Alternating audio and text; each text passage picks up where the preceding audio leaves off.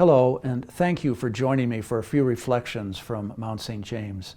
First of all, I hope that you and your families are all well. My younger sister, who lives in Seattle and is a nurse there, has contracted the virus. Mercifully, it's a mild case, but it does bring home to me how serious this pandemic is. And I hope that you're following the CDC's requirements and guidelines for how we should interact with one another. As a consequence of the pandemic, and the fact that I live in a community of 16 other Jesuits, and many of us, including myself, are in that vulnerable age group, I was encouraged to move out and move down to the apartment in Loyola where I'm currently living. I'll be there for the duration.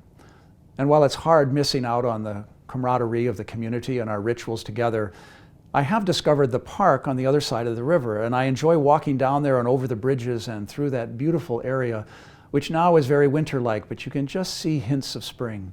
And I hope that when you return to campus, you'll take advantage of that wonderful resource as well. As you can imagine, campus is very quiet. In addition to the 17 Jesuits of us that are here, we have 59 international students who are living in Figge Hall. We also have skeletal crews, members of our public safety team, people in facilities, some of our student affairs people, and chaplains. And we're all spending time doing things like this, which is reaching out online to our different constituencies and ensuring that the campus itself is safe and quiet.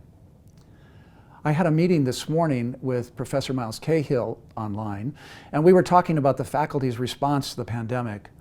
We were both amazed at the generosity and the creativity and the hard work that in 10 days our faculty changed the way we teach and the way you're learning. Obviously, it's an experiment, and some of it is highly successful, and others we have a lot to learn yet. But I think we're all really appreciative of the generosity and the resiliency, both of faculty and students who are teaching and learning in very new ways. But one of the things that this pandemic has brought clear to us all is the fact that we are a creative and resilient community.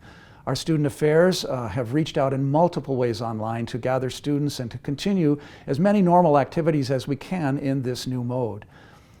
And our chaplains are doing the same. You may be aware of their series on Sundays and each of the holy days of next week, Holy Week, on Closing the Distance.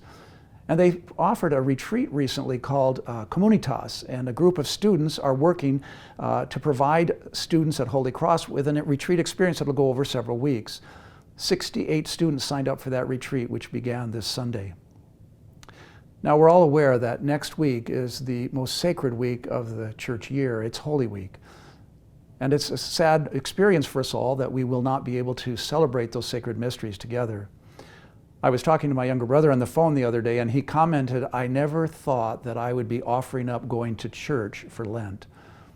But here we are in this new situation. And I hope during the days of Holy Week, you'll either join us on the Closing the Distance each day for reflections or spend some time alone in prayer and silent reflection.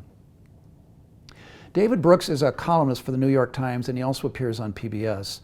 And a few days ago, he wrote a column called "The Moral Meaning of the Plague."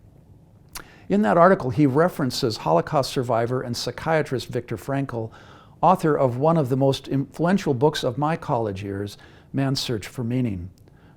Brooks writes, "Viktor Frankl reminds us that we don't get to choose our difficulties, but we do have the freedom to select our responses.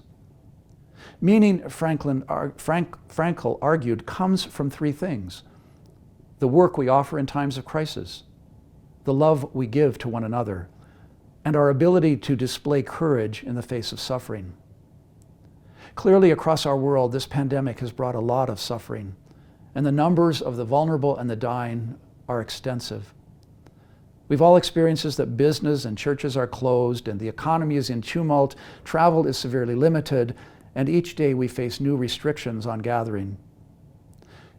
In the face of this suffering, then, let's choose to live with generosity and patience and hope. Let's choose to look to the needs of others, and let's try to find creative ways of addressing them. And as Lent this year soon gives way to Easter, let us affirm that God is with us, and let others see God working through us in our acts of kindness and compassion. God bless you all. Thank you.